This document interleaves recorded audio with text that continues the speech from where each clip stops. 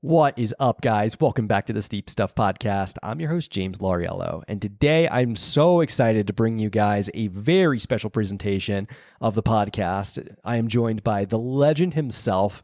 I couldn't have thought of a better co-host for this type of episode. The legend himself, Mr. Jason Hardrath, the FKT man himself, joined me on the pod, and we broke down the sub-ultra FKTs of 2024 that really stuck out for us. It was a really fun ranking system that we did. We put together our own kind of like criteria that was really fun.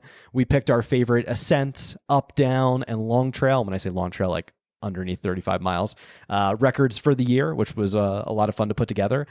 This is a super fun episode. This is like one of the most exciting ones that I think we've done in a while. Like I said, this is a special presentation, so it's a bit longer than our normal episodes. You can expect this one's going to be about 2 hours. So buckle up, get ready. There is some controversy, so I hope you guys don't get too mad at me for this one, because just because FKT doesn't say it's a FKT doesn't mean we don't think it's an FKT.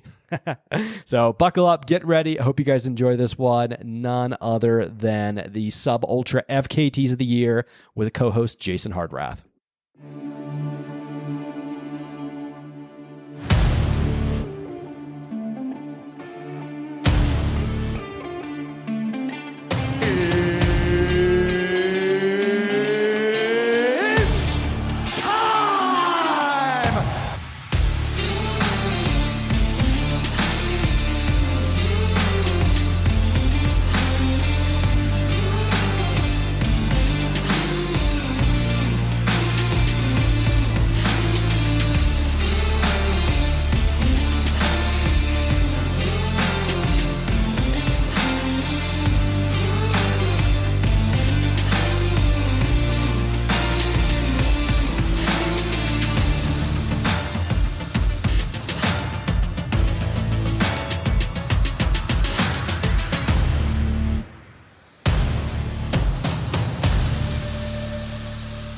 Ladies and gentlemen, we are live.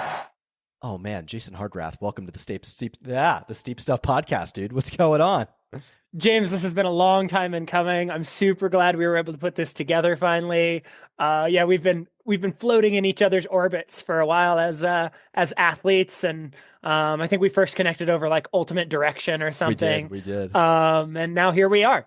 Dude, I am so excited to finally have this. I know we kind of, at least for the last like 3 weeks to a month, we've kind of like, at least I have like dangled the idea, and you were definitely in, and then I'm like, oh, I have to move, so I'm busy. And then we finally like spitballed ideas for what we could possibly do. So to the audience, the reason we're here today, we're gathered on this blessed day, is to talk about sub-ultra FKTs for the year of 2024. And we're going to expand that out a little bit. We're going to talk about vertical FKTs. We're going to talk about some beautiful up-down routes and some amazing athletes that set records on there. And we're going to talk about some medium and long trail stuff. And when I say long trail, keeping it within that 50K distance and down. So it's going to be a little bit different from the normal FKT episodes people are like used to. And then just to add my own spicy bit of commentary as well as controversy, we're also going to be talking about some FKTs that weren't actually named FKTs this year, but were still the fastest times ever recorded on these routes. So it's going to be fun, man. I'm excited. Thank you for joining me. Yeah, no, I'm excited to be here. I've been wanting to chat mountain FKTs particularly. Definitely some stuff got respected in the overall FKT of the year, but nothing in the short, fast single mountain push. So I think there's a lot to talk about here that didn't get covered. So I'm excited to kind of roll this can down the road. All right. So as we kick this can, as we start to punt the can down the road, here's my question. Like, why do you think, and listen, because I come from a traditional sub-ultra background. Like I race short races, short, punchy, fast, VKs, things like that. You have a storied and like amazing career in doing all the long stuff. Like, what is your take? Why do you think the sub-ultra stuff, especially on the FKT scene, gets a little disrespected? What do you think about that? I think it's just easier, unless it's like a world-renowned mountain. Like Mont Blanc is always going to get attention. Anytime anybody does something on Mont Blanc, it's going to get attention. I think aside from those like household name peaks, it's really easy to just think of a single peak push or like a shorter push as just like a casual outing. And to sort of underplay the amount of preparation and training and refinement. One of my mentors, a guy named Josh Nelson, who used to be quite an athlete himself back in his day, he talked about how when he held an FKT on Mount McLaughlin here in Oregon for a while, and just our local hill, the Hogsback Hill Climb, and nobody's touched his time on the hill climb still. And Max King has like rolled through town a couple of times, and he would talk about how when you do this short stuff, like he could tell what his time was going to be up the mountain that day based on where his feet were landing on the trail on the way up. And to like be that kind of in tune with your body and with the footfalls up sections of a trail on a route or off trail, to refine it to that level, to choreograph it to that level, to perform at a high level against a highly competitive field on some of these peaks. It's like, that is something worthy of attention. And it doesn't have the same adventure value, I think, as these like, oh, the PCT or, Killian with his incredible push on the Alps this year. Those have this like adventure value that I think catches people versus like, oh, you ran up a single peak 3 minutes faster than anybody else. Like, how can I really process that? Is 3 minutes important? It's interesting. Yeah, I mean, it's funny. Like, I don't know. I love taking different perspectives and seeing like how different people look at it. I don't know if I would take that approach toward it, but I like your way of looking at it a little bit differently, a little bit better. Oh, well, thanks. So, dude, what have you been up to these days? What's going on? I see you all over the place. You just had your birthday. I saw you over. Where were you, in Colombia? I was in Colombia. Yeah. I've taken up paragliding and speed flying. Kind of had some knocks with the health, some long COVID stuff mixed with maybe some overtraining stuff, and it just snowballed and couldn't train like I wanted to train. And so I took it as a time to pivot and focus on acquiring a new skill set. And I mean, I'm hoping that I'm going to get this stuff sorted, and now I'm going to have this new skill set to integrate into how I move in the mountains. A buddy of mine, Nathan Longhurst, he did a bunch of the Bulgers peaks with me and became the youngest finisher of that list. He's actually in New Zealand right now doing this crazy hike and fly speedmo style, where he's like soloing some of these technical peaks and then flying off to get to the next peak across glaciers, and doing multiple peaks a day in just this incredible fashion. And yeah, there's just something drawing to that like multimodal, just opening up a means of moving efficiently through the mountains in a way that not many people can or do. And that's kind of been calling my name. So I took it as a chance to give it a try.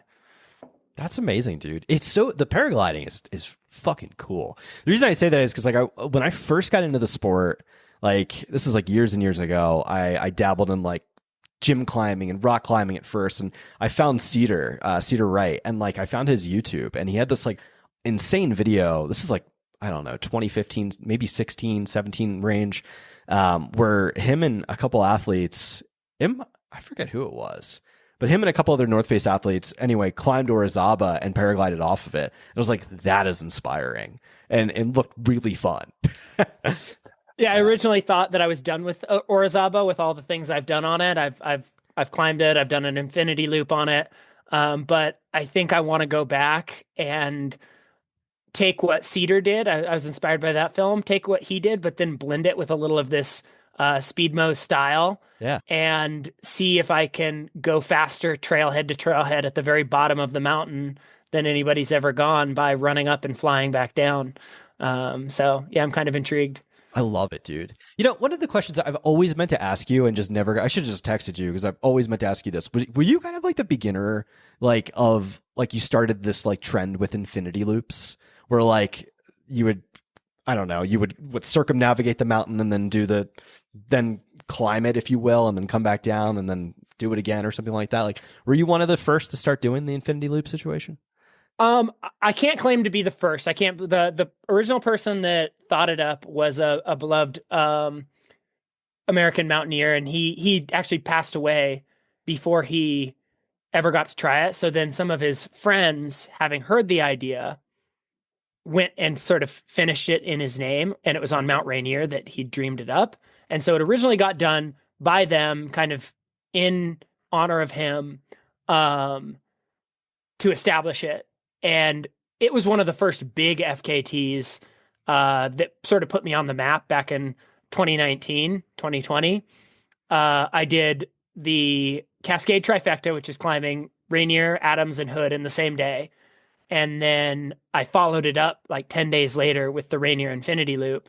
And that like got Buzz and Peter's attention back in the day, and came on the podcast then and talked about it. And then I started chasing more things in that direction. And I kind of circled back after the Bulgers push to climb Washington's 100 tallest. I circled back and was like, I want to go try this on bigger volcanoes, because I'd done some international climbing down in South America. And I was like, oh, it would be sick to go on like a 20,000 foot peak and try to do an insane ultra push, having to go over the peak twice. So in a way, I'm a person that took the idea and picked it up and ran with it. Yeah. And I'm currently still trying to extend it to the volcanic 7 summits list, which is the tallest volcano on each continent. So kind of this ongoing, possibly impossible project that just kind of, has me. That is so cool, man. Are you, as your health starts to improve and you start to get back into training and things like that, when is your, like, what do you think is the next one you want to do? I already went down and climbed Ojos del Salado, just kind of get down there and get the lay of the land. Took a group down there, and we all summited, all 6 of us, with only a 6-day acclimatization window, which was kind of wild for a 6,800 meter peak. It was brutal. We were in so much pain. Yeah, I actually have some footage from it that I'll probably release on my YouTube soon, of just how heinous it was to push that high that fast for this whole crew of like experienced like Colorado 14ers and you know stuff stateside and ultras, but to go push that high that fast kind of hurt. But yeah, so I think going back and checking that one off the list, and then I'm also intrigued. One of them's in Papua New Guinea, and I just feel like that country is so many hundreds of years in the past. It's just going to be really intriguing to go have the experience of feeling like I'm in the middle of nowhere. That's amazing. Yeah, that one's gonna be bizarre. Yo, dude, Papua New Guinea would be sick. All right, consider me for that one. That's somewhere I want to go. That's on my list. I'm like one of these like animal nerds. So like even like up until like college, I'd always watch like these like Discovery Channel like. Do you ever watch Extinct or Alive? Anyway, long story short, there's this guy Forrest Gallant. He's been on Rogan a bunch of times, but he's like this wildlife biologist that is like fixated on the idea that like the what is it? Is it the Tasmanian? No, what is it? The what's the extinct wolf-like looking thing that lives in Australia? I think you're going to out-nerd me on this one. It's the thylacine. What the hell is the I forget what it's like the proper name for it is. It's called the thylacine. It's like a scientific name. But anyway, it looks like this giant extinct. It looks like my dog, basically. True story. But he believes it's in Papua New Guinea. So I'm like, oh man. I like when I have people on the podcast, I always ask like dumb questions like, what do you think about Bigfoot and shit like that? Cause I'm always like very interested to see the way people tick with like weird animals or, you know, like cryptid species and shit like that. I don't know how we got on this topic, but here we are. Is everybody ready for us to get back onto FKTs? Yeah, let's get back to FKTs. I'm sure people want to hear all about. All right, so back when we started talking, what I said I broke this down into like kind of a long trail FKT, which would be kind of that 50K distance. I think we should clarify by long trail, we might not be talking about there being a trail. Like this could be all off trail, folks. Like this is the steep stuff. Like we're not talking about like the PCT graded for horses here. No. Ascents and then up downs. So like, I think one of the things that, and maybe we could talk about styles. I think this is actually a great opportunity too, is I think there's a lot of folks in the community that don't necessarily understand they'll understand what a vertical is, right? You know, just your basic ascent, but like what an up down is, like the same rules don't necessarily apply in all countries for up down routes, where for instance, the United States, particularly in national parks and places like that, you have to stick to the trail, kind of depends on where you're at. But in other countries, you don't necessarily have to stick to the trail. An up down route is as fast as you can from the top to the bottom. So there's different stylistic approaches to different routes and things like that. You want to maybe give some commentary to some things? I personally like have always loved routes that have that open course nature to them. Because to me that, something that's prescribed as an open course, it's like, oh, if I'm able to free solo, that was one of the things that gave me a strength in when I was chasing FKTs hard, is I could move on fifth class terrain up to easy, moderate fifth class terrain and not pull a rope out and not slow down. Like, just had spent enough time rehearsing that sort of thing that it gave me an edge on someone who was a pure runner, that the moment they got a bit exposed and were like having to pull by their hands, like freaked out and had to slow down and be really methodical and scared. That'd be me. I could just like roll right into it. And so it gave me an advantage because it's like, oh, this is the fastest time, trailhead to summit or trailhead to summit and back down to the trailhead. And I can take this really direct line right up a face versus the runner that has to do this roundabout trip to stay off the technical terrain. And yeah, it kind of adds this sort of problem solving element, right? This creative element, like, oh, but if I can do a few things that the previous person can't, then I can achieve a faster time. And yeah, in Europe and places like that, that's kind of how the game is played. It's who can get up to the top and back down to here the fastest. Yep. And yeah, I love routes like that. And that's been something that I was very drawn to in a way that I played the game.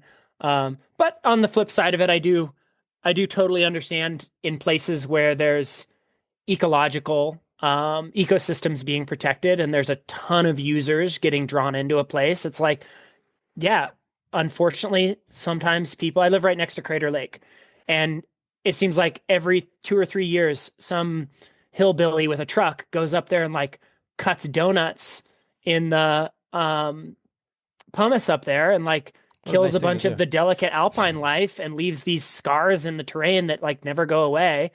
And it's just like, okay, we have to have protections so that people know not to trample things and not to destroy things in some of these places where everybody wants to go there and everybody wants to see it because it's on the checklist.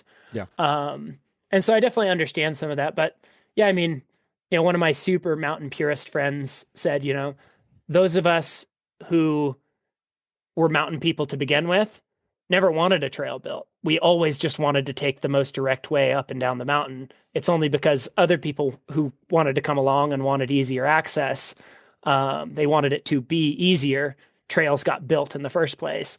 So it's kind of like, ooh, that's an interesting catch-22. Yeah. I like that. Yeah, I mean, dude, like when I first moved to Colorado, I was rolling with some like old school hard rock guys that would dude, they don't really take the trail. They just like take the most direct route up the peak. And I was like, oh, I never really thought about it that way. So it changes your whole perspective. So, all right, let's get into it, man. So I think like we could pretty much very well address like the different categories. I don't necessarily have as much of a ranking for certain things. I have more of a ranking for like what I think was some of the best descents, some of the best up downs, not like an overall FKT is what I'm trying to say. I don't really want to say what this one's the best versus that one's the best because I think they're all incredible. These are all amazing athletes, right? So like I've got a breakdown of some of the women for different routes, and maybe we'll kind of compare lists and see what you have as far as different ascent routes, different up downs, different long trail, things like that, and we can kind of go from there. Do you want to start off with ascents, or do you want me to take it away?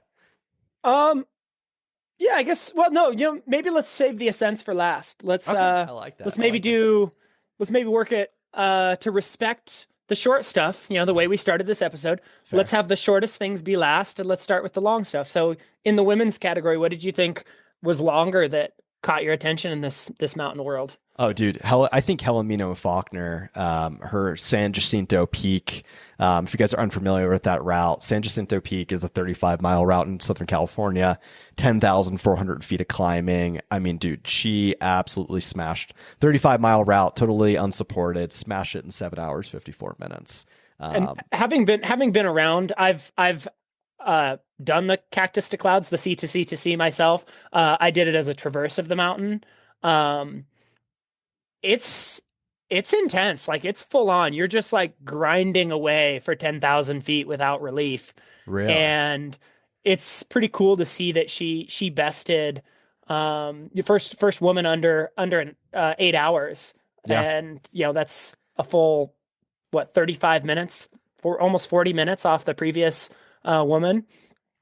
Yeah, this is a cool route. It's definitely, I don't know, there's what, maybe five places, no, not even five places Yeah, I in was the gonna say. country where you can get 10,000 vertical feet without having to cross a glacier, Can you name any of of them? 'Cause unbroken. I There's can't. there's Telescope Peak from Okay. Shorty's Well. So in Death Valley, you can start at negative elevation and climb to 11,000 feet. Wow. That's one of them. If you do Mount Whitney from the very bottom down at like Lone Pine and climb it all the way from the valley, you get obviously you get what is it? The valley's at just below 4,000. So yeah, you'd get a little bit over 10K there.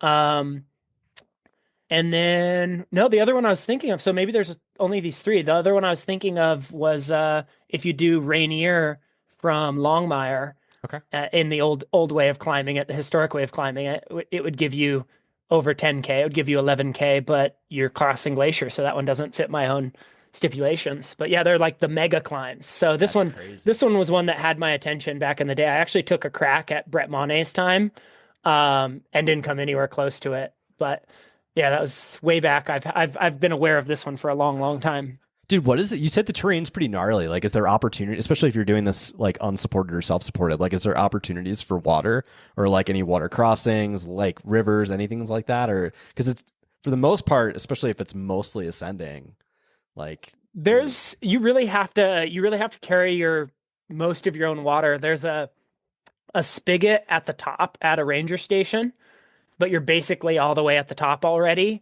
And yeah, it's just like one refill. So it does make a difference for the round trip, wow. but still, you've got to carry your water all the way up. Yeah, that's bananas, dude. Oh man. So shout out to Helena Faulkner, the poker runner. I know she's probably best known for some of her CCCs and UTMB this past year. Obviously Broken Arrow as well. I think she's taken the dub once or twice at the Broken Arrow 48K. I think maybe twice now. So yeah, definitely a force. One of the best female mountain runners in the world, no doubt. So yeah, big shout out to her for the long trail, quote unquote long trail. Yeah, long course. Let's call it long course. Quote. Yeah, fair enough. Fair enough. What else? What else stuck out to you? Or anything I think else? in that category, the only other thing that really comes to mind for the longer stuff is, again, one of those mega climbs that I've had my eye on. Yeah. I've done it myself. Is Telescope Peak from Shorty's Well. Bree Jasket, she went out and did that and bested the time by a pretty large margin. And I think that's worthy of mention because the difference with Telescope Peak is you're literally in Death Valley and you go up this remote canyon into the middle of nowhere, and you're not really on trail. You're just kind of on like animal trails up this like steep side through cactus and all this rough terrain until you finally get to the summit of Telescope, where you rejoin the normal trail and you might see a few people hiking. And then you have to dive back down into the thing and just be on your own in Death Valley with like, you don't have cell reception. You don't have it's like kind of committing You're on in the its own moon, way. dude. Oh yeah. So you definitely have to shout that one out as Oh, well. for sure, for sure. Bree Jasket? Is that how you pronounce her last name? I think so. I mean, somebody correct us if we're wrong, but Yeah. No, and for sure, this is going to be open to comments after, because I know I'm going to have some controversial ones when we get to the men. People are going to be pissed. It'll be fun. Okay, all right. So I think those are two for the longer trail, longer course stuff. I think those are two like really solid ones. I want to give a shout out to both those ladies. I think we had a lot more to talk about as well for the up down. I think the up down really, there was almost a handful of just really stout women's records that went down this year that I don't think really got enough of a call out. I think one of the ones was definitely Jen Day Dayton's Pico de Orizaba in Mexico. And I do want to preface this really quick because I was kind of keeping this more so.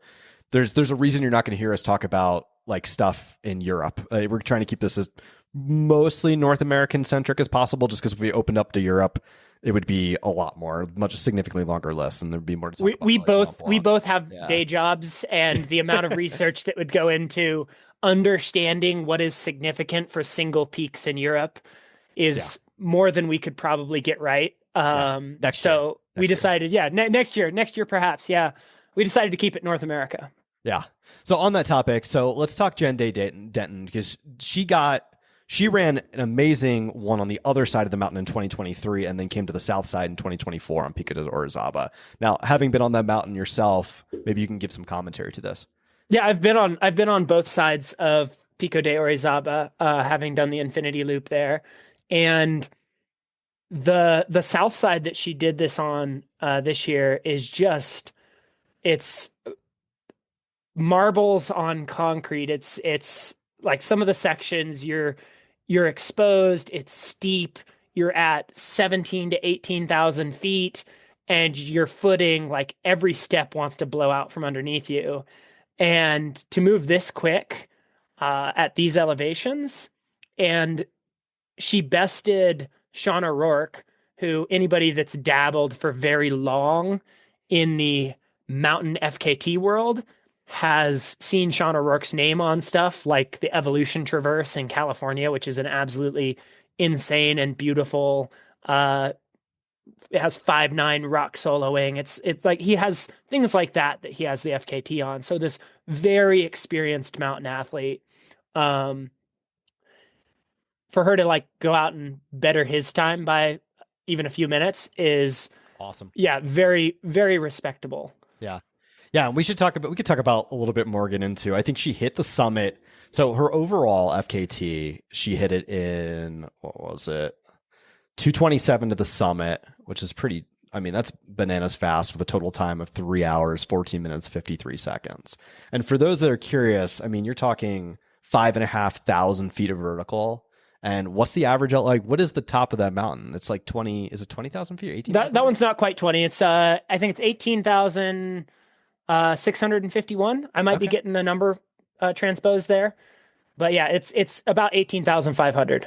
That's so crazy, man. I mean, you're talking in the first 4 miles, each mile gain. I mean, on Strava saying what, 1,700 feet per mile gained. That's crazy. That's an incline every mile right there. Yeah. Just take a second and think about the last time you tried to push hard at 14,000 feet when you're at the top of a peak. And now imagine that's where you're starting and you're going up from there. So yeah, it's a different game when you try to play in these higher elevations for sure. What did you, I mean, especially for someone like you coming from Oregon out to like down to Mexico, right? Which is high altitude. Like I live at 7,000 feet. So it's a little bit easier for someone like me to get into the high country and like acclimatize. But like, what were you doing to acclimatize when you like went down to Mexico? I definitely use altitude tent leading up. I do a lot of sauna sessions. They've shown that can help you acclimatize faster once you're there. And then, just trips up Shasta, which is kind of my local 14er as much as I can. It's a challenge. It's a challenge for me as a school teacher to make these trips happen to the higher elevations. Yeah. And I know it's what makes life interesting, right? We all have our parameters that we have to play by, certain rules. None of us are fully sponsored athletes that just take all of our time off. Unless someone who's listening to this happens to be a fully sponsored athlete, in which case disregard everything I'm saying. Yeah. Jim Walmsley. But yeah, it makes it interesting to try to figure out, okay, this thing I'm not supposed to be able to do, right? I'm supposed to have 3 or 4 weeks to acclimatize. It's like, okay, I have 7 days. Is it possible? So yeah, definitely altitude tents, definitely spending as many trips as I can, getting up to actual elevations available to me. And, the sauna session, sauna modalities after workouts were all methods that I've employed. Dude, I love the sauna. The altitude tents are expensive though, man. I looked into one when I lived in Florida like years ago. And back then it was expensive. I was like, oh no. Like this. Luckily now you can rent them temporarily from places like Mile High Training. So there are ways to not have to drop $3,000 for, 6 weeks in a tent. You can just rent it for those, 3 to 6 weeks to get acclimatized. So it is more doable, but it is still an investment. But I mean, again, it allows you to both keep the job that pays you and go take a crack at the mountain thing. So it's true. It's true. You live with the parameters that you've accepted. That's fair. That's fair. I do want to, let's go back to Jen Day Dinton too, because I think that name is someone, if you guys are in the FKT scene and unfamiliar with that name, it's definitely someone that people should know. Like she's got the Grand Teton record. And we'll talk a little bit more about the Does she still have Whirl? Does she? I know she had the Whirl for a while. She's one of the people I looked up to when I got into the scene. She was already out like crushing some stuff when I was does have the chasing. world record still. Yeah. She's awesome. It's incredible. 18 hours, 27 minutes. And we'll talk about the world a little bit later, but damn, dude, that's a stout time for the world. I don't think people understand like how nasty of a route that is. Having done it, it's full on. Yeah. Yeah. I don't think people get it. Like it's yeah, dude, I don't, that's like, that's way above my technicality level. Like I couldn't do like 30 something miles on that level of terrain. No chance. Like I'm going to go up a peak and down, and that's it. Keep it like that. Yeah, no, I loved it. It was, it's exactly my cup of tea. Did you do the double whirl too, or did you just do the one? I didn't.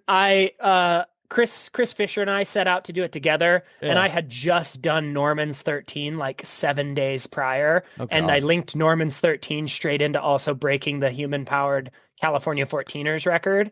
So I did this whole like week-long push to do the human-powered California 14ers, and then tried to just go straight up there, like got in the car after like while still being sleep deprived, and just like rolled up there and tried to like pull this thing off. And my body was not having it. So when we finished the first whirl, I'm like, dude, Chris, to finish this thing ahead of the thunderstorms, you got to just go and send it on the way back. And so he got the double whirl. But I helped support him. That's crazy, dude. I couldn't imagine someone doing it like that because it's so far. Oh my God. Yeah. Pretty cool. Definitely some cool peaks. So big shout out to Jen Day Dayton. All right. Let's get back into the other one I was going to talk about was the ascent and car to car on Long's Peak that Flannery Davis Love put up. I thought that was a pretty sick route. Yeah, that one kind of falls in both categories. Yeah, the car to car, because she got both. Yeah, she got car to car and the ascent. Yeah, absolutely crazy. Here's an interesting question for you. Which one do you think is the bigger one there on Long's Peak? I'd say more your backyard. I'd say car to car. I mean, I'm not like as in like the Boulder people listening to this are gonna get so pissed at me because like I'm not as tapped into that like Boulder scene that like because it's like religion for them. Like they like I've never even been on Long's Peak, dude. It's kind of a sin to say that. Oh wow, you are about to get crucified. Really bad. Like Pikes Peak I can literally see Pikes Peak from here. It's like in my backyard. Pikes is our local hill, so like I never find the need to go up to Long's, although I have to do it and put it on my list. But no, I have gotten quite a few requests, and we're going to hopefully have Flannery Davis Love on the podcast sooner rather than later. But she's a crusher, man. Absolute crusher. Car to car from Long's Peak. I'd say the ascent is stout, but I'd say the car to car, just because some of the technicality on the descending through that boulder field. It's one thing to run uphill in a boulder field and like scramble your way up, but it's another thing to run down it. I feel like, and like I said, I'll take that with a grain of salt because I've never been on Long's Peak. I just know that there is a boulder field. So I start to think about the way that works with logistically. And I'm like, I don't really want to run down something like that. I'm excited to tune into your episode with her chatting about like where she felt the strength was, if she thought the ascent was where she really did it, or if she was happy with how she blew the doors off the descent. Yeah. So yeah, I'll be intrigued to kind of hear her thoughts on that. Yeah, it's definitely no joke. Yeah, and the other thing that's really interesting to me about the Long's Peak route, like I said, we'll get into the grand as we get into the men. But one of the things is interesting is it's kind of like choose your own adventure for the FKT on Long's Peak once you get above tree line. So that creates kind of, and it's interesting because it's also in a national park. So like, you know, like I did say in this episode, people are going to get pissed at me, and this is some of the things I bring up here. So one of the things I do bring up is like, well, why can I go off trail here? You know, am I causing erosion? Am I not causing erosion? Like what am I doing? Basically, there's just a lot of question marks. So that's kind of where that one comes into play. I'd love to hear people, you know, throw some things in the show notes on what they think about that. So just keep the controversy rolling. Yeah, no, I'm intrigued to hear people go back and forth as well on their opinions and thoughts. Yeah, Long's Peak, you know, having been in this FKT scene for a while, like, yeah, Long's Peak has just always been done with a large portion of it off the main trail. Yeah. By those that are doing it fast for ever. Yep. And so, yeah, it's interesting. It's interesting to see with like some of the controversy that's been stirred up this year. Like, okay, how does that get handled? It's an excellent question. I don't know. This is why we're here, is for to get the gears turning for people. Yeah, so I think that's all as much that needs to be said for Flannery Davis. I didn't write down any other specifics on that. I just made it a very notable ascent and a very notable car to car that I think is, comparable to a solid race effort, that might not get topped for a while. So big shout out to her. The other one that's an up down that I had was our mutual friend, my teammate, Miss Erin Ton. Ton. I always pronounce her last name. I want to say ton, but like it's ton, like a 1,000 tons. As if you were making a joke or something. Yeah, no, it's fun knowing her well. We definitely get some mileage out of teasing around with her last name. So, but like, I mean, dude, we got to talk about Erin's season. Jesus Christ. Like, I just looked on the thing. Like, she had 91 FKTs overall. Like, I think she's got. Yeah, I think she has. FKTs. I think she had like 54 in just 2024 alone. She had like 54 of them. And I think by the time this comes out, it'll probably be like 55 or something, like within like the calendar, for to like just add another one. It's just crazy. I'd say redefining what it means for women in the space in a lot of ways, and redefining like the space in more ways than one. It's incredible what she's doing. Yeah, I love that she's gotten out of Colorado now and is stepping out into this international scene. Some thanks to like Chris taking some steps after he and I went to Chile, like to get involved, and then like doing the best he can to open the door for her, and then her taking that and going full steam with it on her own.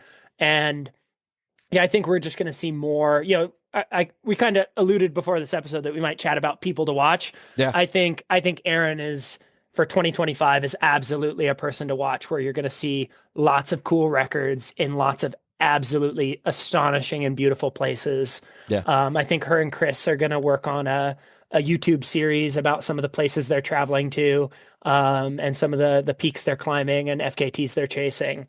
I think, yeah, definitely she's on a watch list. Oh, for sure. For sure. Dude, I think she has the ability, like having spent time with her, like just to me, like I mean, and as you have as well, like you've met a lot of people in the space. You've spent a lot of time with a lot of people in the space. And to me, like I was just like astonished by how like she's really fit and like really good.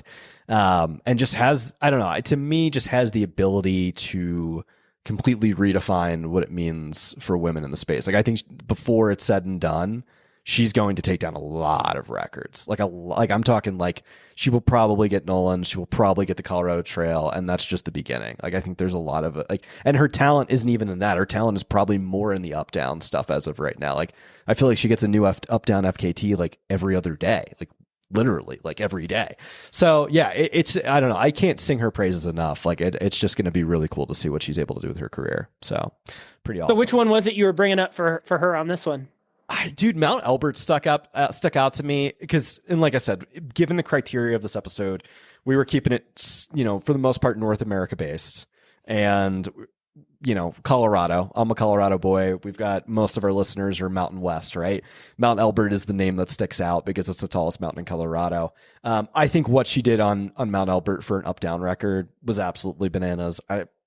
I don't think it's going to get touched this year. I mean, we'll see, unless she goes back and comes back to Colorado and redoes it. But I just don't see a woman strong enough to be able to go take that record down for at least the next few years. Unless you get someone world class. Oh, that's fair. Yeah. That was her 37th FKT of the year as well. Elbert was her 37th. She'd already rattled off 36 other FKTs and then came, and I think she was 9 minutes behind the ascent time. Yeah. The ascent record. Yeah. And then just absolutely blew the doors off. She was 39 minutes faster than any woman ever on the descent.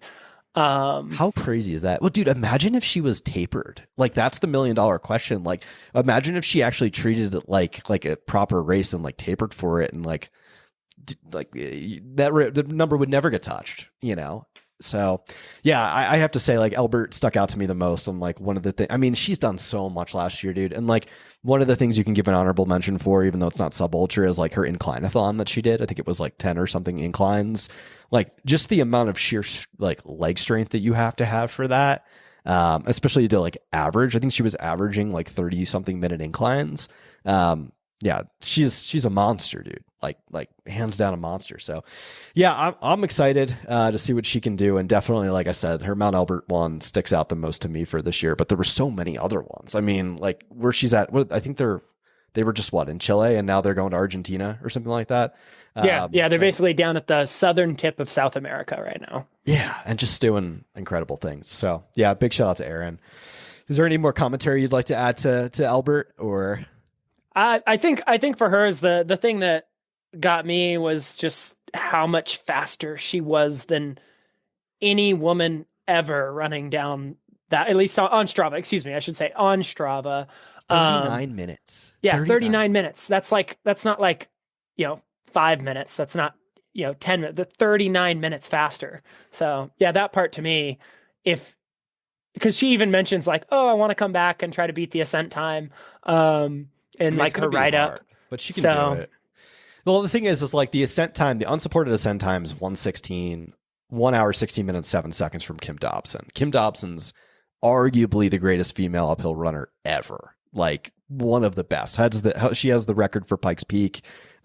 She's got the record, I believe, for the Mount Washington road race. Like one of the greatest to ever do it. So like to come back, and if she's able, like, I don't know. I just think of like in my little tiny sub ultra brain, like one of the things I think about is like, oh, legacy. So like, damn, if she could go take that off of like someone like Kim Dobson, that's legacy. I mean, although Erin has built an insane legacy for herself already, but that would be something crazy to go for. But the round trip, dude, 39 minutes faster. That's bananas. Like that's insane. Yeah, I don't have much to say about that other than like, that's 39 minutes is a lot of minutes, dude. For like, it's like 5 miles. Yeah. Like what the hell? I'm sorry. I'm just like looking on her Strava right now, and it's like, she ran pretty fast, but like, not like these weren't 5-minute miles. So like, I'm wondering if like it's possible to even go get more off that. Probably. I mean, she averaged like an 8-minute mile for the descent. So yeah, that's always the question, right? Is was she really pushing the throttle down? Like how hard could she push when she's like, oh, I've got this thing in the bag by 30 minutes already. Yeah. Like, are you really going to go shave an extra 30 seconds off each mile at that point? Who knows? And she's an extremely talented downhill runner. Like she's like, I could first-handedly say this, like she's dropped the shit out of me at going down the incline. And I was like, whoa, I gotta move a little faster here. Yep. So. She's phenomenally talented. Having been out with her before, yeah, in the mountains she can move. Yeah. All okay, right, so, we've waxed eloquent enough. There you go, Erin. I know. I feel like we've really US $20. Really shouted out Erin's praise there. So shout out to Erin. Okay, let's talk the ascent. I think there's no other ascent record that is on the women's side that blew me away more than Anna Gibson. I mean, Anna Gibson's one of the best in the game right now, arguably the best female uphill runner as of right now in the country, or at least top 3. For those of you who don't know her, Anna Gibson, I think she lives in like the Mill Valley, California area by way of like Jackson, Wyoming. So she's kind of like splits time. Very well-known sub-ultra athlete, runs for Brooks, lives in the Mill Valley area, but also, has a lot of records like in the Teton area, like in Jackson. So beast athlete. Mount Tamalpais, I think is what it's called. Have you ever been on it? I've never been on it. I've actually never been on it. No. Took the ascent. Thank you for the calculation. 69 feet per minute, or 4,145 feet per hour. So yeah, I always love that feet per hour mark. Like that's something I used to measure myself by when I was out attempting stuff, or if I was like looking at an FKT to assess whether I could beat a mountain FKT. I didn't look at mile pace. I would look at ascent pace, and I would go, okay, am I able to generate right now in the desired heart rate range, depending on the length of the effort? Am I able to generate that level of gain per hour? And if I could exceed it, it's like, okay, I've got a crack at this. And if I couldn't exceed it at the time, it's like either I need to get more feet more fit, or this one's out of range for me. So I always love that for mountain steep stuff. Like it's feet per hour. It's Dude, feet that's per a hour great is metric, how man. you measure whether you can beat something or not. Interesting. Yeah, dude, and her stats, like, I mean, 35 minutes, 46 seconds for this. And for people that don't know, it's about 2,500 feet and about 3.3 miles. She took about 90 seconds off of the great Bailey Kowalczyk's time, which was about 37 minutes, 3 seconds, which was set back in 2021. So stout. 90 seconds off in ascent time like that and 3.3 miles with 2,500 feet. Like, Anna's moving. And I would direct, and I can link this in the show notes as well, I would direct anybody. Free Trail did a great video on it, of Anna Gibson's ascent. They did some cool reels and stuff. Like, their storytelling is around some of these things are really good. So yeah, it was pretty cool to follow along. And I would say that's the women's ascent of the year. I mean, like I said, Flannery Davis Love going up Long's Peak, that's a different type of beast. That's a high altitude. That's a 14er. That's an amazing ascent record. And I'm trying to think if I missed any other ones. What about Anna's record on Mont Blanc? I know we weren't going to do any European ones, but do we want to just talk about briefly gloss? I mean, she didn't get it, right? Or she got it on skis or didn't get it on skis? I don't know what the full picture was. What was it? It was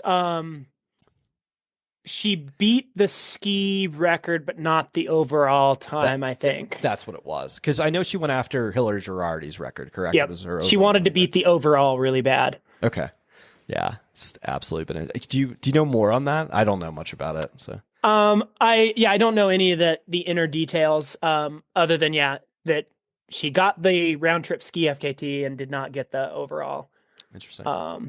Hopefully both her and Jack will go back and make more interesting things happen next season. I think he kind of alluded, he was on Finn's podcast talking about FKTs as well, gave some good commentary, and I think it opened it up for both of them to want to go back and, you know, see what they could do. Dude, he said something really fucking funny that like blew my mind, because he was talking about, I guess on one of the, I guess it's one of the more alpine, like glacial sections, like it's the footing's kind of funny, and he like was gonna buy a board, like a construction board, and like put it down, and like he asked Killian if he could like put it down there, and Killian's like, sure, okay.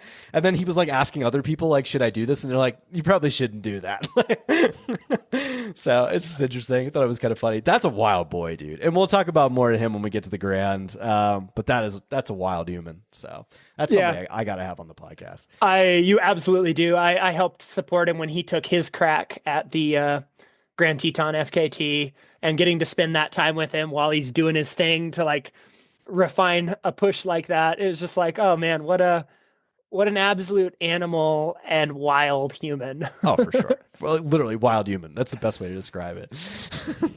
Okay. I think we got everything as far as the women goes. I would also give a shout out to like Tabor Hemming for the Lick Skillet Mile, which is like a very popular boulder. If you're a boulderite or someone in that area, like, you know what the Lick Skillet Road Mile is. And I think she has the ascent and descent, so the up down record on both of them, which is pretty sick. And I think that's everything else I've got for the women. Do you have anything else on there? I think that's what I could scrub up in my time between little kids screaming in my gym.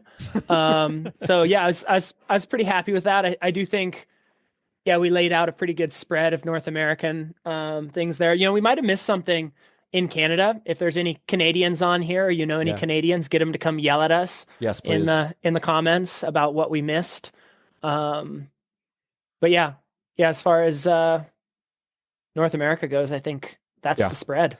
Yeah, no, I definitely agree. And yeah, to piggyback off that, Adam Campbell, anybody listening to this that I know they're gonna, if I'm missing any, please let us know, because we're gonna go do a deeper dive into the Canadians for next year and make sure we can get everybody, or as many as possible. It's a little bit harder with the sub ultra stuff, because it's not like you can, I guess you can rank things by distance, but like, you also have to be aware of like who did what, and it's a little bit trickier to do research for this one. Well, and you ask most people, even mountain literate or running literate people, you ask them like, hey, who are your top three, or what are your top three short mountain FKTs?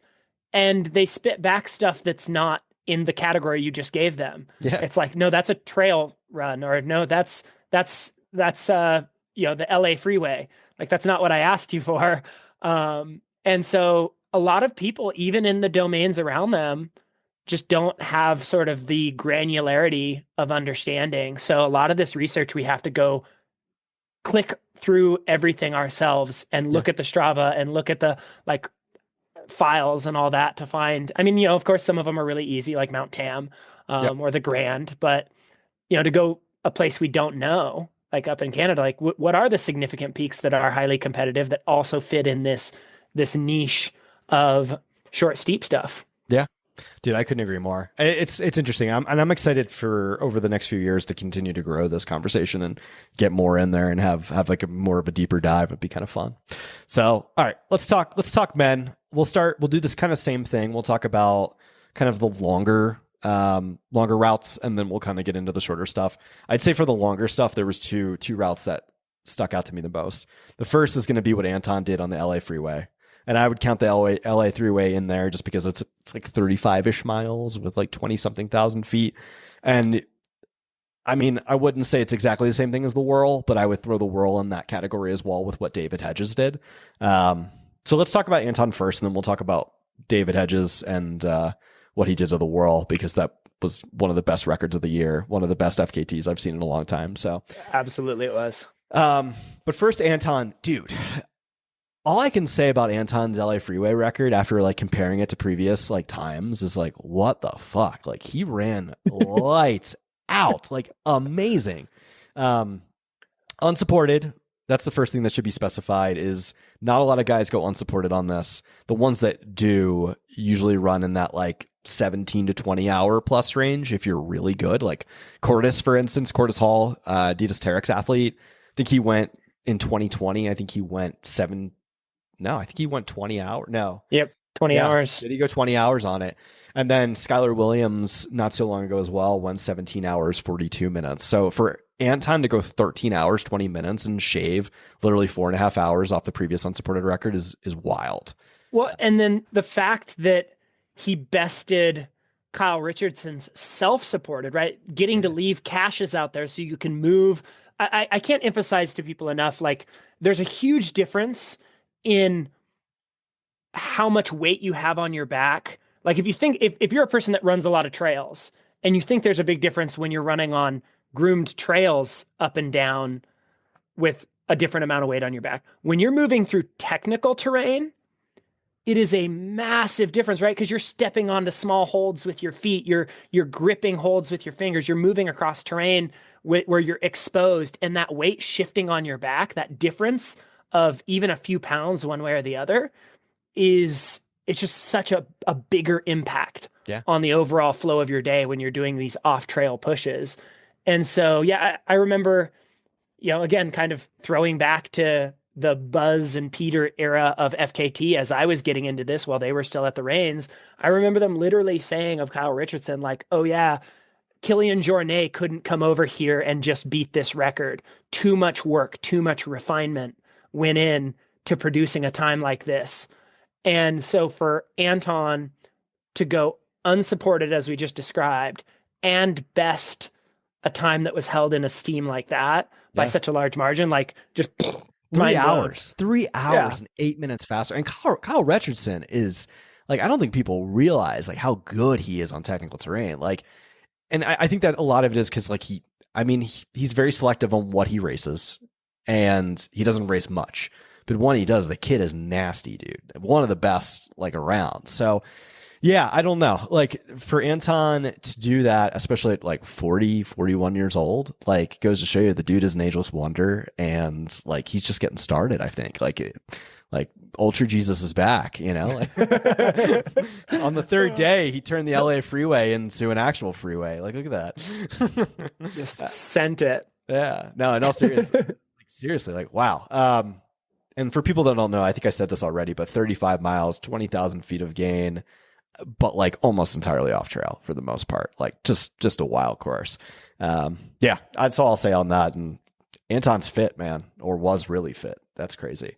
And then the next one I throw would be David Hedges' Whirl. I know Single Track did some great reporting on this, like Finn and them did a really sick video on David Hedges' Whirl. David Hedges is one of the best in the FKT scene right now. Absolutely monster. I know you can speak to the world significantly better than I can, so I'll let you take it away as far as like what the technicality is of that route, because I think that's something that really needs to be expressed. Yeah, I mean, there are some trail sections on it, but a lot of what you're moving through is hands on the ground, like hands on rocks, and either you're doing it with your weight, what they'd call third class, fourth class, where your weight is still in your feet and your hands are just kind of like there to balance you. But then there's significant sections where you move into fifth class, where you have to actually place your hands and feet in just the right way and pull weight into your hands and arms to be able to move across this terrain, to be able to ascend, to be able to descend. You're ascending and descending, exposed, making movements above open air, like genuine rock climbing movements. And this is spread out over the course of this entire ultra marathon, across the tops of the peak. So you're also at a notable elevation where it's enough that it makes an impact in your ability to push hard and not, we've all had a time where we've pushed hard at elevation and we've got a little woozy or our head is spun a little. It's like, okay, yeah, but you're not on a safe trail as that happens. You're trying to push in this terrain where if you get a spin in your head, the fall could be highly consequential. So yeah, it's a pretty full on route. It is the one nice part I would say about it from my background, having done stuff in the deep backcountry, is it is nice that it has easy access. Yeah. So it's kind of I consider it like an entry route if you want to go do deeper stuff in the Sierra. That's like big enduro scrambles, because you can go rehearse the different sections of the route and be in and out easily. But to actually execute the route start to finish without coming out, it's a big deal. Yeah, dude. And the fact he went pretty fast. Now there's some intricacies to it as well. Like from what I understand, he was being muled as well, which is, I didn't know you could do that in supported efforts like that. That's pretty cool. Interesting. I actually hadn't heard about this part, being muled as well. So he basically had constant support the whole time. I don't know how many sections or how long it was. And if David does listen to this is almost like 100. And I don't think I misquoted that. I'm almost 100% sure. I'm pretty sure Finn said that on his podcast, that he was being muled in sections. I have to watch the whole video again to see, but like, I'm almost 100% sure that's what happened. And he did. Well, to be fair, the culture of the whirl is, the established culture is that you have locals come out and do each section with you. Okay. I think, is it Campbell? Was he the one that established it? Jared. Yeah. I think Jared Campbell. Yeah. When he established it, he wanted it to be something that sort of harkened to the like rounds in the UK, where you have to have people come out with you and be a part of the sections. So there could be something related to that. Yeah, I think he had Blaine Benitez and like some of those other guys out there that were, helping. I do believe he was muled. I like I said, I don't want to misquote, so I'll have to go back before I let this out and just make sure that's correct, but I'm almost 100% sure that's what he said on the FKT episode. But like, I think that's cool. I don't know. Like, to me, I think that's an interesting thing because like, yes, when you look at like a Bob Grand round or something like that, like, I don't know, like there's some interesting people that I've met over the years that have like run that round. Shout out to George Foster, fucking legend. And, but like he's ran some amazing times on there, and like, yeah, they will mule you, carry your stuff. And it's, I don't know, it's culturally different. It's neat. So it's kind of cool if we had something like that in the States, how that goes against supported or how that works, I guess that's totally fair. I don't know how like the FKT gods would look upon that, but it sounds dope to me. It's each game has its own set of rules that it's played by, and as long as you play by it according to the rules that were established, like, cool, awesome, 2 thumbs up, send it. Yeah, no, for sure. And that's similar. 32.7 miles, 20,000 feet. Man, you got to come do the LA freeway. Now I'd have to see you do both. It's been on my list to go give it a run through. So yeah, at some point, hopefully in the not too distant future. All right, come on out, man. We'd love to have you. Okay, so I think those are the 2 long ones that really stuck out to me. And if we missed any, the only other shout out I would put in that category is a fella named Sam Forsyth. Yep. He bested Max King's time, if I'm not mistaken, on the Three Sisters Traverse here in Oregon. Maybe I'm being a little biased, little Oregon, home state, little Oregon boy, being like, hey, somebody took down the big name on the big three traverse. Those three peaks, they're three volcanoes that sit right next to each other outside of Bend. Yeah. So I thought that one, in this category of kind of longer stuff, is at least worthy of a mention. Oh, 100%, dude. And like anytime you take down a Max King record, like that's something that needs to be mentioned on a podcast. So hell yeah. Max King, legend. Absolute legend. Oh yeah, for sure. Absolute legend.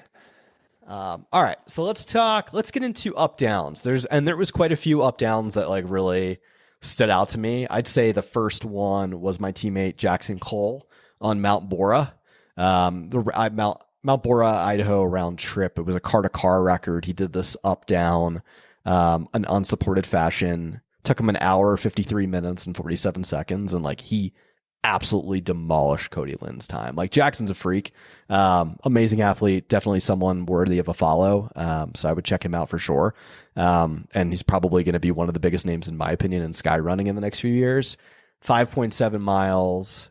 Didn't he absolutely blow the doors off of the descent on that? Yes. 5.7 miles, 5,227 feet. I don't have the exact downhill splits on me, but yeah, he's an amazing technical downhill runner. For a while there, had the up-down record on the Manitou incline. So the fastest person to go up and then down. Obviously, it's impossible to beat Remy's time going up, but like the ability to go up and then down that fast on something so steep, yeah, he's definitely, like I said, going to be a force of nature in the next few years in the sky running series. So big shout out to Jackson. I do want to talk as well about David Sinclair's Shasta record. I know you could speak something. Oh yeah, a little multimodal. Yeah, that was sick. Let's talk about that.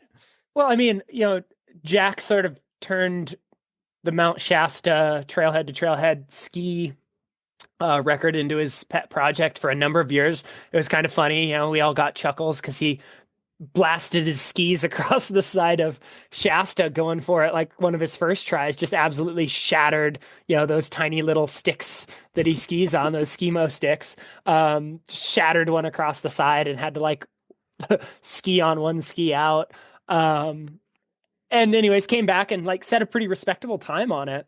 And yeah, David just absolutely crushed. Dude, world class. David Sinclair might be one of the best, if not the best in the world right now. Like that kid is so talented and just has such a big engine.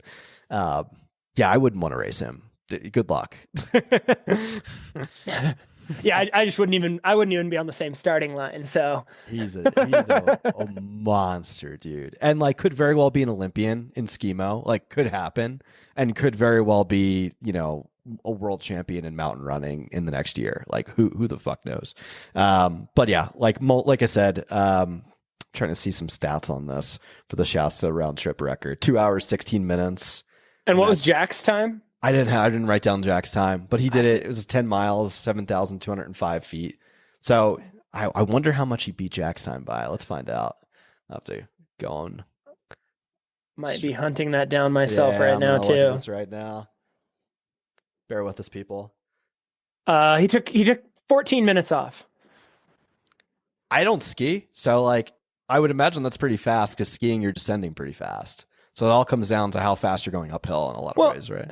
And when you think about like the amount of dedication and attention that Jack puts into getting everything just right on these round trip ski records, one of the things he became known for is doing the whole hood record in his underwear to optimize his heat exchange. So here's this guy ripping up ripping up hood in his underwear and skiing down, blasting down from the summit in underwear to get the hood record. So like that he brings a beast of an athlete and he brings that much attention, and then to still go out and get 15 minutes on him. And I don't know what David's story is here. I don't know if he went and lived at the mountain like Jack did and like probably not refined his technique, or if he just like showed up and did it. Dude, I don't know what he did. I think he's like one of those people that like just show up and did. I mean, you could just tell like I think he's just that talented. And the reason I'll say that is because, like, if you followed along, like JFK, for instance, the JFK 50 mile, where he just raced Eli, and like Eli is like hands down one of the best in the world. Like Eli's a freak, dude. And to like beat Eli in the way that he did, which no one does. And like you see him just like carrying like plastic bags from the feed of like gels. Like he didn't even have a belt. He was just kind of showing up and doing shit. So like, I don't know. Maybe he's just like not a super big planner. I think I'd love to believe in this legend that is David Sinclair. And I told him this when he was on my podcast. Like, you know, like he's like one of those people that comes onto the scene and like from a mountain running season, like will blow the doors off of everybody, demolish everyone, set like 5 course records, and then either get injured and completely disappear or just like completely disappear and you won't hear about him until the following year. I think he's more dedicated to the game now. I think it's public that he just signed a professional contract with Kraft. So you'll probably be seeing a lot more of him. But like, I definitely think is just one of those people that just shows up and just does it. And like the fact that he's able to beat like a super dialed Jack by like 14, 15 minutes, this says a lot. Like world class, like one of the best in the world, which is wild. So that's my rant on skis and on feet. That's my rant on David Sinclair, who coincidentally, well, we're still on, I don't want to talk about this. We might be bringing his name up again, folks. Yeah, we will be talking about him again. All right, is it time to talk about Michelino Sinceri and the Grand FKT? let's unlock the controversy. Let's open that can of worms. Here we go. Oh man. Yeah, I mean, listen, everybody has different thoughts and beliefs on this. I think there was a lot of, and I'll speak from experience and just knowing Michelino as a friend. And as a good person, I think there was a lot of misinformation that was like put out there regarding particularly by a lot of news outlets that like regarding his effort. Like there was a lot of things that were not discussed. You can look at my episode and listen to my episode with Alex Rienzi. This is directed to the audience. If you have any questions regarding that, I'll just kind of give the brief synopsis of like what Michelino did. I mean, he overwhelmingly was definitely the fastest person to ever run on that mountain, regardless of what anybody says. 2 hours, 50 minutes, 50 seconds. Go via the Owen Spalding route to take the FKT on the Grand back in September. The situation that came up was regarding cutting some switchbacks on the way down. Having experience and understanding the route, you've been on that route before. The route that he chose to bypass, this is switchback he chose to bypass, took a historically significant climbers route that 7 of the last 8 record attempt runners, or record holders, I should say, have taken, including Kilian Jornet, including everybody except for basically Andy Anderson, who was under the understanding that Michelino, after the fact, had cut. I shouldn't say cut. I don't think that's the right verbiage, because cut would insinuate that he just like jumped down a bunch of switchbacks, and that's the way he was treated. And that does not sit right with me, because he didn't just like cut switchbacks. Like he took an actual trail to bypass a switchback. And the way it was reported was that he cut switchbacks, which was also the way he said it in his Strava write-up, which was, in my opinion, unfortunate word usage. And I think he would agree with that. And again, this is not me speaking for him. This is just me as an athlete in the space that understands the route and understands all that went down. Do I think he was attacked in a way that was probably not fair? Yes. But I also am under the belief that I think he should have the FKT, in my opinion, given the historically significant, given the significance of the route. Now, you might disagree with me on this because Andy Anderson chose to take all the switchbacks down. And I think Jack made this argument as well, when you take all the switchbacks down the prior person, then you should follow the form of the prior record holder. And that's where this comes up. And yeah, I see you shaking your head. Yes. Yeah. So this is where it gets a little dicey, gets a little iffy. I'm not going to say, listen, first of all, I'm not an authority of any kind. I think, sorry, let me just finish. You were to, and I'll wrap it up with this. If you were to even give him if you were to even dent him on the time, mathematically, I think he still gets it. So, but that I'll leave it at that. Yeah. So I'll say it this way: is he the fastest person? You know, we opened with this, like, yes, in the good old style of who can get up and down this thing the fastest. Like, he definitely has that. Like, nobody can take that away from him. No human being has ever gone from the trailhead at the base to the summit and back down as fast as he has. again, having been in the space for a long time and having been around the Grand a number of times, I can remember thinking to myself, and I've walked past the like section he took the old climbers trail where it has the trail closed sign that he had to choose to go past. The way I felt about it was, okay, so the records, right, sort of like long speak, like we talked about, the record holders had done this thing where they kept using this trail that they were trying to close and restore. And okay, that's fine. But there seemed to be something, I remember thinking like, oh, it was kind of honorable that this local guide chose to do it the harder way, to go the extra distance, to try to do it right, and still got the record. Like there's something kind of honorable and cool about that. And so I guess that would tip my scales toward like having just chased in the footsteps of Andy Anderson, since he was the one that still had held the record, and he kind of took an honorable higher path, I guess, to like try to play by all the rules. But that being said, like he did best the time and he bested it by a margin that difference probably doesn't matter. Yeah. It was in the fashion that many of the prior before Andy Anderson had followed. So the argument can definitely go both ways. And I mean, the whole circus show that's come from it, in my younger years, I was in a ton of debt and was living out of a van, just like chasing true dirtbag. Like I was just dirtbagging my way to go chase some of the things I did. And prior to getting into FKTs and even some of the early days of FKTs, I was still in this mindset. Like, I'm just like, I'll deal with the fine if I get caught, but I'm not going to pay the $40 for this summit permit. And then there were a couple of times that I ended up paying a bigger fine because I didn't, it was pay to play. Yeah. And so I can definitely appreciate making a decision to go do a thing, and take a risk as far as like, getting your permits or taking an old trail that has a closed sign on it. But also I can understand the whole, like, we don't want people to continue to do this because we're trying to close down this old route that people used to take specifically through this delicate ecosystem that we're trying to restore down here.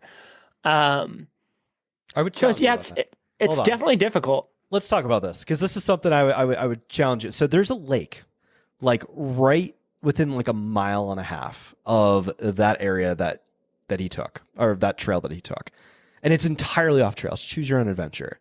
You can trample all the vegetation you want. You can go off trail entirely. It does not matter. You can go get eaten by a grizzly bear if you want to, whatever. And no one gives a shit about that lake, right? But it's one of the most beautiful places in the entire, arguably in Grand Teton National Park. No one says anything. No one cares. But you get a super well-known professional North Face athlete that takes a trail that's still there. Yes, there is a closed sign, right? And that's a different conversation. We can get into that. But like the fact that, like, it's hard for me to fathom and understand, and this is me directly going after the NPS. It's hard for me to understand. They don't give a shit about that, but they give a shit about an old climbers trail. Like, listen, I have an undergraduate geology degree, and I could 100% with full accuracy tell you that, like, you're not going to change anything geomorphologically. And this might ruffle feathers, and I know people might get pissed at this, but like in full honesty, there's one runner coming through there to bypass something probably isn't going to do anything. I don't know. To me, I think the frustrating part, and while you are 100% correct, and I'll agree with you, it's like, for me, the frustrating part is like selective enforcement. Like nobody gave a shit when Killian Jornet did it. I mean, I know he ruffled some feathers, and he even said, don't take my way, yada, yada, yada. But like, I just find it awfully funny that like Killian's now FKT of the year. Everybody's totally fine with that and like super stoked. And like, good on Killian, 100%. Kudos to Killian. He's super inspiring. But like, I also think at some point in time, Michelino should get his flowers for what he did.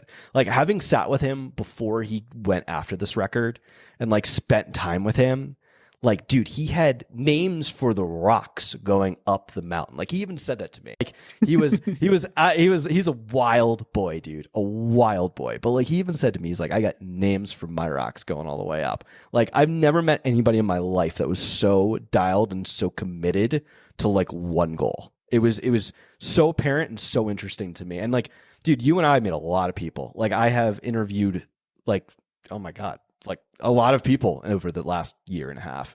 And like, even like I've raced a lot of people. I've talked to the goats of the goats with the exception of Killian. And like Michelino was one of the few people. And I think that's why I was so hardcore about defending him, because I spent time with him before the record and was just like so blown away by like how dialed he was and how badly he wanted that. And like, yeah, I don't know. That's my rant. That's all I got on it. And like, I just wasted 20 minutes on that, but like, I don't know. What do you think? Yeah. I mean, I think by and large, we have a lot of similar thoughts. I think what it comes down to is just that sort of feeling that I mentioned. You know, a lot of the other stuff I could go either way on. Yeah. There is that feeling of the honorability thing with like the Andy Anderson thing. And that's my only like hesitation with it, is it felt like Andy Anderson like chose some kind of like more honor, right? It was like the underdog choosing the more honorable path and beating the big name, right? To beat Killian. It had that sort of a feel to it. Within and days this just of his doesn't record too.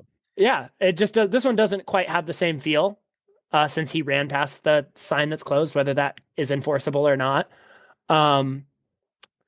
But again, to rewind further in the conversation, it's whether an entity called, Guinness or an entity called FKT recognizes that this is the fastest time up and down the Grand Teton for their record books. In the good old mountain ways, this is still the fastest time anybody's gone to the top and back down. It's true. There's no denying that. Nobody can argue that. Like anyone that says, oh yeah, Andy Anderson has the FKT, they have to then follow it with, but this other guy, right? They have to follow it with another guy's done it faster, but he did it on this different route. Yeah, it's crazy. The only thing I can think of too is like, I mean, once Michelino, his court situation is done, and like once it's all tucked away and like said and done, then like, I don't know, there's no reason for FKT to super stay away. Like we could have two, like they could literally just create an historical one. That way the historical people like who have done it where they cut the switchback will basically not necessarily get their flowers, but like that way there's an historical understanding that like this was the old route and then we're going to move forward with Andy Anderson's route and that is the new route going forward. I have to say, I honestly, dude, I think I agree with Jack too. Like Jack says, that route isn't, it's not that it's untouchable. It's that like, well, it's kind of, I don't know, like if I'm a professional mountain runner of that level, not that I'm at that level, but why would I go do something like that with the level of risk? And then now I think it's more the frustration and uncertainty with the upper switchbacks. That, I mean, once you get well above tree line, it's like you can see the beaten footpath and the built trail, and you can see a few random, user trails here and there. But by and large, you're on like a lot of rock and you're on a lot of like just loose alpine terrain. So yeah, like in my head, there's no marking that says only stay on this given path, follow the markings.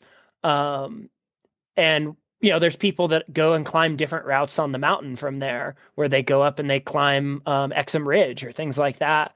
So I think in my head up there, making decisions in that higher alpine environment, I don't know, there's always people making decisions to go different ways up the mountain once you're up there. Right. So to me, that part, I would more take the mountain athlete's side 100% of the time. Like, well, that's what I'm getting no, at. you just go like, where you go. Is it worth it then? I think that's the question. Is it worth the criticism if I go and do that, going the route that I think is the right way, screw up, submit it for an FKT, and not screw up, but submit it for an FKT, and they say I screw up, right? And then now it's he said, she said, now I'm getting a fine from the MPS, now I'm facing a ban or this, that, and the other. It's like, is it really worth it anymore? So I don't know. I think there would have to be certain things that would change for other people to go for it. I don't know. And not to mention like 250, what is it? Yeah, 250-50. Is anyone ever going to even crack that? Like that's such a fast time. Like, I don't know. I have to say, like, I definitely, I think I agree with Jack that like we might not see a record on this for a very long time unless Michelino, unless when things get cleared up, if he's able to go back and do it, if that's the case, if he ever chooses to. So who the fuck knows, dude? Yeah, I don't think anybody's going to go up and down the Grand faster than that for a very, very long time. Yeah. That's for certain. No, for sure. All right, let's now that we beat the dead horse, the proverbial horse that is dead. Let's get into the ascents. We've got 3 of those to knock down before we wrap this bad boy up. First one we could talk about is David Sinclair on Mount Washington, New Hampshire. He took the ascent from Pinkham Notch to Tuckerman Ravine. I'm not too familiar with that area of the Whites. Haven't played over there too much, but dude, 58 minutes, 18 seconds to go 4.1 miles and 4,285 feet of vertical. Like, he's moving pretty fast. Like, it's one of the top ascents of the year for sure. Yeah, and those, my understanding, not having lived over there and moved on those trails, is they definitely like to describe how their trails are much more brutal to try to cover ground quickly on. So to be on an old style trail and to be ascending at over 4,300 feet per hour as your average ascent pace is pretty phenomenal. Pretty phenomenal. Absolutely. I mean, another David Sinclair is world class. So there you go. All right. So I'm going to move on from the next one to Morgan Elliott's Mount Mitchell ascent time, where this was actually a really cool thing that I think didn't get enough notoriety. So David Hedges and Morgan Elliott back in, I think it was April or May, I believe it might have been closer to May, that they decided to race one another for the ascent. And I've actually been on this route pretty, coming down it when I did Quest for the Crest. Awesome route, dude. Really, really iconic, beautiful ridge line on Mount Mitchell. So they decided to race one another for the ascent time, and Morgan snuck under Mason Copey, who's another world-class athlete, snuck under Mason Copey and ran, I think it was 1 hour and 42 seconds. And I think Mason might have had this unsupported record in like 1 hour and like 1 minute or something like that. So it was very close. And Morgan did it in a supported style. I think that's because there was cameras. Because they were racing, yeah. Yeah, and it was, yep. So pretty cool. 5.7 miles, 3,648 feet of vertical. And the reason I will say it stands out to me is because Morgan's an incredibly gifted technical runner, even on ascents and things like that. And it is a very technical route, like super technical course. So it's exciting to see someone go that fast on it, and very inspiring, especially for that like Western North Carolina area. I actually got some word yesterday that I think they're going to have Quest for the Quest coming up in May. That area was like pretty ravaged by the hurricane not too long ago. So it's exciting to hear that they're kind of building back and the community's starting to kind of come back from that. So crazy stuff. All right, man, we got the last one. So excited to talk about this one. None other than we have 2 more, don't we? Did we? Oh, Tyler I Andrews. thought we were gonna. Yeah, we got to shout out another controversial one. We got to have more controversy. All right, I'll let you take this one away. I already ranted about Michelino, so I'll let you have Tyler. Yeah, Tyler Andrews Elbert ascent, a whole thing. He has the course record, but apparently not the FKT. Worthy of mention because it bests Joe Gray's time by over 3 minutes. Yes. And Joe Gray is an absolute legend of the short, fast mountain stuff. Starting at the base 10K, he ascended at, 42, almost 4,300 feet an hour. It was on like average 550 grade adjusted pace, which for 10,000 feet is bananas, dude. Like that's obscenely fast. He was moving. Yeah. I don't know much about the controversy around it, though, man. Let's talk about the controversy. So the controversy that surrounds it is he was, and this is why maybe some audience members, maybe Tyler, I doubt he's listening to this, but Chris Fisher might be listening to this. So, and maybe he knows more, or whoever is in Chris, if you listen to this, chime in the comments. Anybody in the sphere might know more of this. So what I understand was that Tyler may or may not have cut switchbacks, and that's why the FKT was not given, but that was from hearsay that I got from an Instagram DM. I don't know if that was actually the case. I find it very interesting that, especially being on Colorado's most prominent, quote unquote, one of their most prominent, highest 14er, even if he had set the FKT on Strava and not even submitted it, I have a feeling Tate or somebody that would have seen it would have probably just put the FKT on there. I don't know what the like community rules are, but I feel like that should have just been automatic, especially for something so prominent. So I think there was a reason, is what I'm trying to say, as to why the FKT was not given. Like I said, I've heard some hearsay of switchbacks, and then I saw Seth James Damore in the comments, not very happy that poles were being used on the ascent. So I don't know. I don't really know what kind of went down on this effort, but if anyone has any commentary for more, I'd love to get the juicy. Yeah, I am kind of curious. Yeah, there's this editor's note that's been added on the route description. It used to be just very simple, like 2 sentences, but now it says this should not be considered backcountry, where you can go anywhere you want due to the popularity and the plethora of braided trails. Basically, it gets down to it. It says, so if there is a trail, please stay on it. And it mentions the hundreds of volunteer hours by the 14ers initiative to build out trail. So apparently FKT is really trying to crack down and get on board with this messaging of like cracking down that, stay to the trails. And yeah, I mean, I can feel the pain of like the mountain athlete where it's the alpine terrain where you're just boulder hopping. Yeah. And they build some like low angle set of switchbacks where anywhere on earth, I would not take a path that easy. I would always take the direct line. And now because you built a trail here so that grandma could make it to the top, more or less. Yeah. I have to walk, 14 switchbacks on something I could do much faster just going straight up as an athlete who can scramble. Right. So like I can feel the pain here. It's another one of those situations where, yeah, okay, will people continue to contest this front country FKT if they keep further refining the trail to be flatter and flatter and flatter? Yeah, interesting.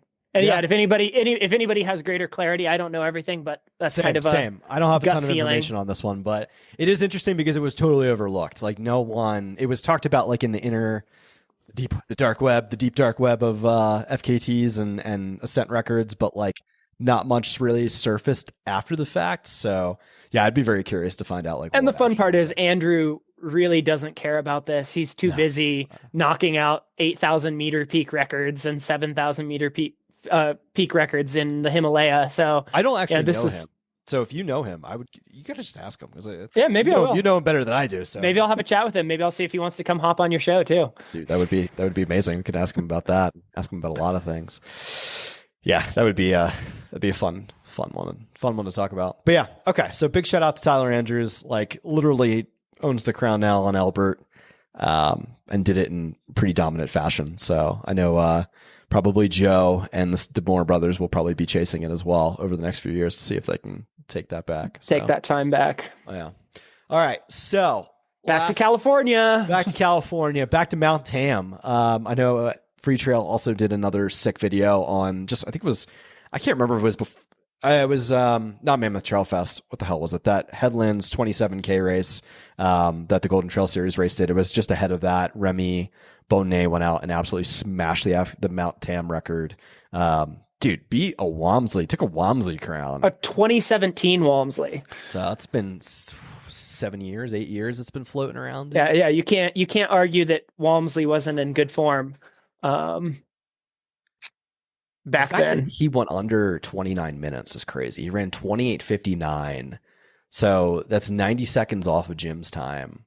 Average 8:58 per mile, and the route is a 3.3 mile route with 2,500 feet of vert. And if you're interested, like for the audience, if you're interested in learning more about the route, like it's first of all, it's a Strava verified segment, but second of all, you can like watch the Free Trail video, and it's pretty rocky and technical in a lot of sections. Like I saw Anna, like when she did hers, like she was breaking into a power hike, and there was some sections where you have to like climb a little bit, like little scramble and stuff. So yeah, it's definitely not the easiest. It's not carpet going up. So yeah, and he's the only one on our list where his ascent rate, to again circle back to that, over 5,000 feet, 5,100 feet per hour. That's so crazy. It's what he was pulling to go pull this time, which is kind of wild to me. So crazy. I mean, he's one of the best uphill athletes in the world. So yeah, especially not just a skimo athlete, but just an incredible uphill runner. So yeah, Remy's a freak, dude. He took the ascent in my own backyard, he planted a big Swiss flag on our mountain. Hopefully somebody gets that back soon and planted a big Swiss flag on the Manitou Incline as well.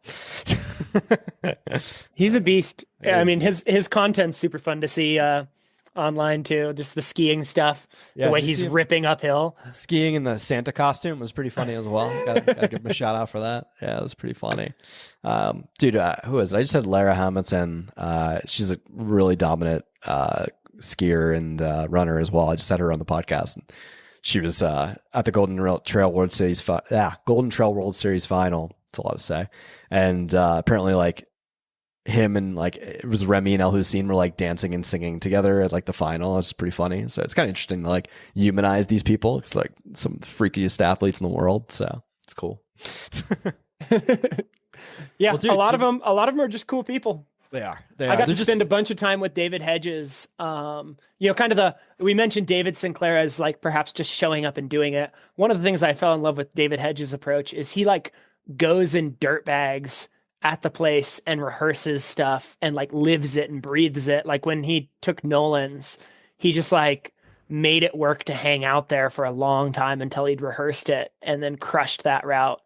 And so I'm a person that's what I have to do. Yeah. If I want to best other athletes. I'm not the superhuman elite world force.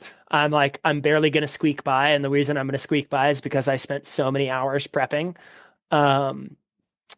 And I just love that David Hedges is the athlete that he is. And he approaches it still in that way of like putting passion and intricate detail into it. Yeah. And dude, so, yeah, I think he's going to be one to watch still going forward. Oh, for sure, man. I guess we could shift gears into that. Yeah, too. I was gonna say if we're forecasting for the future, that's someone I have on my list. Like he trains with Jackson Cole. He's another one, that like, yeah, Hedges, dude. I followed David Hedges for years now. Like he was on my radar back in like 2020. I did this race when I was a Florida boy. I was a flatlander, and I came out to Colorado to go race this Sangre de Cristo 50K race. And David I think he had like mollywalloped the course record and like did typical David Hedges fashion. And like I had his splits from his Strava and everything from him. And I was just like, and this kid was like 3 or 4 years younger than me at the time.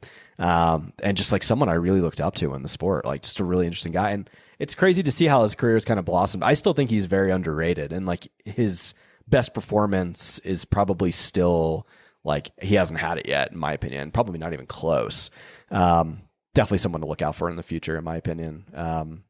And that's both in the racing scene and the FKT scene. I mean, I think he's made more of a name for himself on the FKT scene. I think the Whirl was a huge step forward and a big, big step for him. But like, I know he didn't have the race he wanted at Minotaur, but like you're talking about someone that can come back and totally go win that race. No doubt in my mind. Like he's world class for sure. So yeah, definitely somebody to look out for. It's crazy to see what all these people are going to do in the future. I'm pretty sure Morgan Elliott just signed a new contract with Merrill, so you'll probably see him again more on like the skyrunning scene. Yeah, I don't know. Remy just signed a long-term deal with Solomon. You'll see him there for a long time. I don't really know. I think Tyler's got big plans back over in the Himalaya. He's going to keep chasing down these 8,000 meter peak records, which means at some point he's like knocking on the door for the Everest record. That's what I was about to say. That's got to be where he's going. That's got to be where he's going. I can't remember if Aaron. You can speculate on this. I'm pretty sure Aaron told me I can't remember if she said it on the podcast or she said it after the podcast. Probably shouldn't say this, but that's definitely the plan from what I understand. And that was from what I understand too. That was as of the summer. I don't know if that's changed, but goddamn, dude, if he goes for that, that would be kind of wild.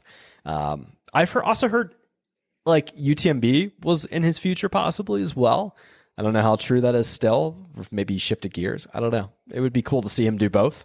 I think his priority is that he wants to cement himself in mountaineering history as the guy that holds the records on the 8,000 meter peaks. Dude, he's so fast. Oh my God, he's so fast. Yeah, I also think like, you got to think of it from like a risk reward perspective too, right? It's like he could go train an entire year and then go, have one bad day at UTMB and there's a season. Whereas like you can continue to push and push and push these high mountains, and it's more at your own level. Well, I mean, you could train for a year and go have one thing go wrong and be dead. Also true. You're right. That's if you want to talk risk and reward, I mean, there's a huge risk to what he's pursuing and the style he's pursuing it. And I think that's one of the things that makes it so ballsy to go this direction of trying to take this alpinism, this mountain running style, and push it to peaks that are that tall. Is the cost if you get it wrong. Does he have any close calls that he's been like vocal about? None that I've heard of. None that he's been super vocal. I don't know if he's just been really lucky or he's just that methodical, or both. Yeah. I mean, some luck, some just incredible method. Yeah. Or if maybe he's had one or two and isn't super vocal about them, just kind of keeps them as his private lessons for now. Holy shit. That's somebody that needs to write a book for sure. Yes, absolutely. Yeah. Absolutely. It's going to be You too. Are you cool? Are you going to try and get a book deal or what? What are you doing? People keep talking to me about this. If I get the book deal, I have to sit down and write the book, right? You can have a ghostwriter write it for you. You just got to pay them. There we go. Yeah. Yeah, no, people have mentioned that I should pick that up. And I'm starting to take it more seriously. I was too busy just being out, always doing the stuff. I never wanted to take any time away from being in the mountains. Now I guess I'm rounding the corner enough. How old are you? You're 30s, right? Just turned 36. Okay, so you're only a few years older than me. It's nice. Dude, you got plenty of time, man. You're not even like Max King is like ancient compared to you. He's like, yeah, he is ancient compared to me. Max, I hope you listen to this. Ancient. He said it first. Ancient. Dude, I flip him garbage so much on how old he is. Yeah. And he'll like stop through my town because he'll pass through Klamath Falls sometimes since we live so close, and he'll just crush like a Strava segment that I've held for like years. And he's like, hey man, just wanted you to know I was in town. Oh, that's too funny. Yeah, dude, I just have to say he's one of the few people when I met in the sport I was like genuinely starstruck. Like I was like, oh shit, I'm so used to seeing you on like Solomon TV and stuff like that. And he's like much tinier in real life than I thought he would be. He is. He is smaller than you expect. Yeah. But boom, got you again, Max. Oh man, I'm never getting him on for an interview. Or he's gonna come on tomorrow. That's true. Oh man. Well, dude, do you think there's anything we hit on? I can't believe this might be my longest episode. This was 2 or 3 hours we did, something like that. We did a good job. We kicked around a lot of stuff on here. Yeah. I think we covered, for wrapping up the short stuff, the short steep stuff for 2024. I think this is pretty solid. Again, people from Canada can have their time with us. Yeah. We'll do better next year. But yeah, I can't think of anything else. Anything else jumping out to you? No. I definitely, dude, thank you so much. I appreciate your perspective and just everything. Like you definitely carried the ship on this one. So I really appreciate it would be really fun to give some respect next year when we do this to truly technical routes that get efforts, like have that be in its own, like I brought up the evolution traverse. Like if that record ever gets broken, like people just can't wrap their mind around what goes into actually doing an ultra endurance push. You know, it's a 30+ mile effort, but you're soloing multiple 5.9 pitches over the course of this day at 14,000 feet. It's just, things like that I feel like should kind of have its own little, like drop it in its own bucket. Let's do it. And be like, we'll do it. Hey, let's shout out these people that are doing this like enduro scrambling style stuff. Because it's just not quite the same animal. I mean, the Grand Teton gets into that bucket a little bit. Yeah. But it's like that put on steroids in the mountains. And so I think, it'd be fun to get into some of those types of things as well. Yeah, dude. Well, like I said, we'll dedicate a whole episode to it. Let's do it. Especially, like I said, I think more justice needs to be done for these things. And, we definitely have the right people in place to be able to have these types of episodes. So I appreciate it, man. Thank you. Heck yeah, this has been a pleasure, James. I'm glad we made it happen. Me too, man. Thank you so much. Oh man, what'd you guys think? What a fun episode. I want to personally thank Jason so much for coming on. Lots of really good hot takes there. Lots of really just expert analysis and breakdown of some of the routes.